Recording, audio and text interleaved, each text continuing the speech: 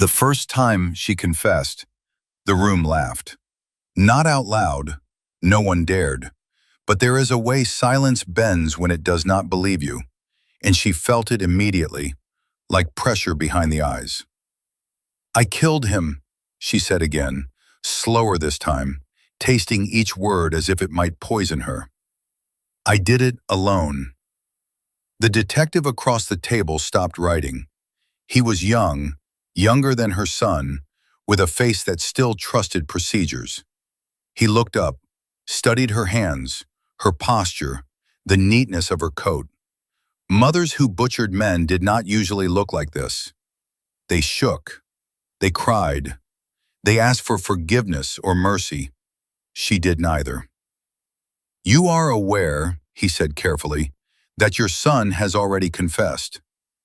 Her heart twitched, sharp and fast, but she did not let it reach her face. "He is lying," she replied. "He always lies when he is scared." That was true.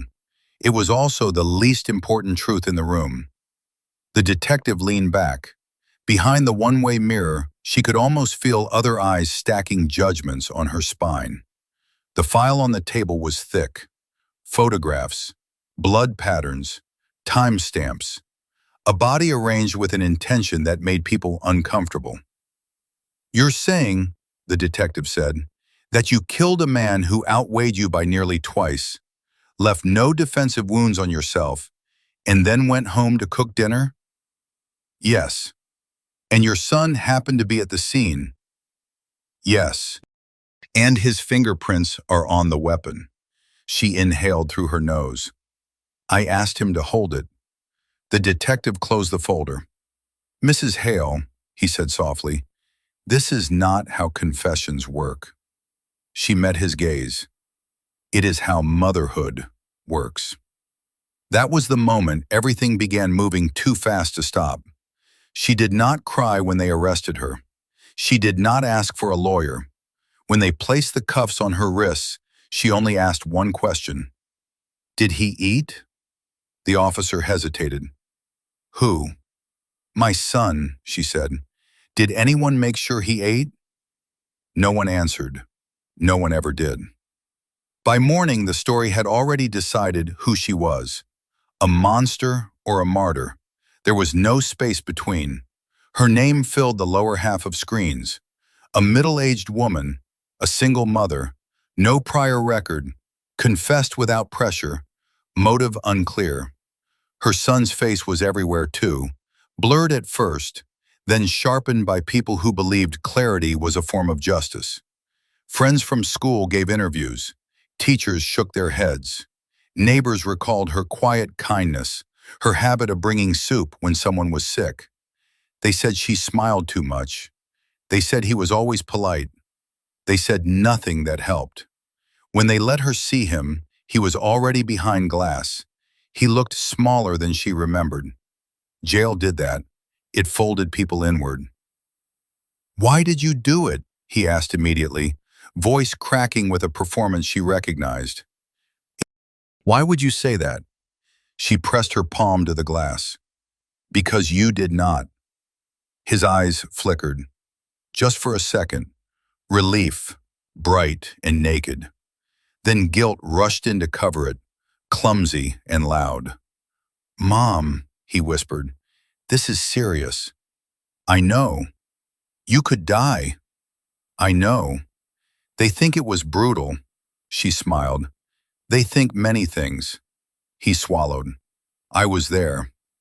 "Yes," she said gently. "You were." He leaned closer, lowering his voice even though no one else could hear them. "They found the way he was positioned," he said. "They say it means something." She tilted her head. "Does it?" He hesitated too long. "They think it was personal," he finished. She nodded. It was. His hands tightened into fists. "Mom." She did not let him continue. "You are not a violent person," she said firmly, like she had said it 1,000 times when teachers complained, when neighbors hinted, when bruises appeared on other children and fingers pointed too quickly. "You get angry. You say cruel things. You break objects, but you do not kill. He stared at her. You do not know that, he said. She smiled again, soft and unyielding. I know you. That was the lie she would die for. The trial moved faster than anyone expected. Confession cases always did. People liked certainty. They liked when guilt volunteered. The prosecution did not need to prove she was capable. They only needed to show she was willing. Her own words did most of the work. They played the recording of her confession. The room leaned forward, hungry. I killed him, her voice echoed. My son had nothing to do with it. Her lawyer argued diminished capacity, emotional distress, a mother protecting her child from a threat, a confrontation gone wrong. The prosecution asked one question that silenced the room. If you killed him to protect your son, the prosecutor said, why did your son not know? She took the stand herself to answer. Because protection, she said calmly, does not require permission. The jury watched her closely, some with admiration, some with fear, no one with doubt. During recess, she overheard a guard whisper to another, she's taking it like a saint. She almost laughed. Saints believed in redemption. She believed in consequences. Her son visited less often as the days passed. When he did come, he talked about small things. Food, weather, books he was reading in the holding area. He never mentioned the man, never mentioned the night. That silence grew teeth. One afternoon, she asked him directly, why did you hate him so much? She said. He blinked. Who? The man, she replied. The one I killed. He leaned back, studying her with a curiosity that made her skin tighten. You never asked that before, he said. I am asking now. He smiled, slow and careful. I did not hate him. She felt something shift, deep and structural. Then why, she said, was it personal? His smile widened. They told you that? Yes, he shrugged. I guess I wanted it to be. The guard knocked on the glass. Time. Her son stood. You do not have to worry, he said softly. I'll be okay. She watched him leave, his shoulders relaxed in a way they had not been in years. That night, alone in her cell, she tried to remember when she had last seen him afraid. The memory did not come. Instead, another surfaced, a broken toy, a dead bird arranged carefully on the porch. His voice, young and curious, asking what made something stop moving. She had laughed then. Children were strange, curious, innocent in their cruelty. She had told herself that love would smooth the edges. Love always believed it was enough. By the time the verdict came, she was almost calm. Guilty. The word landed with applause inside her chest. Finality. Purpose. When they asked if she had anything to say before sentencing, she stood. I would do it again, she said. Her son broke down crying. The cameras loved that part. No one noticed that her eyes were not on him, but on the judge, as if she were measuring how much time was left. Prison smelled like boiled metal and tired breath. It was a smell that settled into clothes, into hair, into the soft places behind the eyes where hope usually hid. She learned it quickly. Some women fought it, others dissolved into it. She did neither. She treated it the way she had treated illness when her son was small. Acknowledge it, adapt, survive. They gave her a number. They gave her a schedule. They gave her a narrow bed and a blanket that scratched like penance. What they did not give her was silence. Women talked. They talked about appeals and lovers and children who had stopped answering letters. They talked about crimes the way people talked about bad weather, with resignation or pride, depending on temperament. Some of them talked to her. Saint Mother, one woman called her the first week, her mouth twisted in something between admiration and mockery. You really take the fall for him? She folded her clothes slowly, carefully. Yes. Damn, the woman said. Mine would not even take my calls.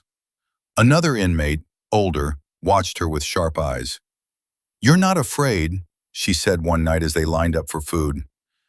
I am, she replied, just not of what you think. News traveled strangely inside. Time stretched and snapped. One afternoon felt like a year. 3 months passed like a blink. Her son stopped visiting altogether. At first she told herself it was logistics, lawyers, paperwork, shame. She told herself it was mercy. Then a guard slipped and said, Your boy's been busy. Busy doing what? She wanted to ask, but the guard had already moved on. She wrote letters. Not pleading ones, not emotional ones, just small updates, memories, recipes, reminders of things only they shared. He did not write back. Her lawyer came instead, hair grayer each time, optimism thinning like worn fabric.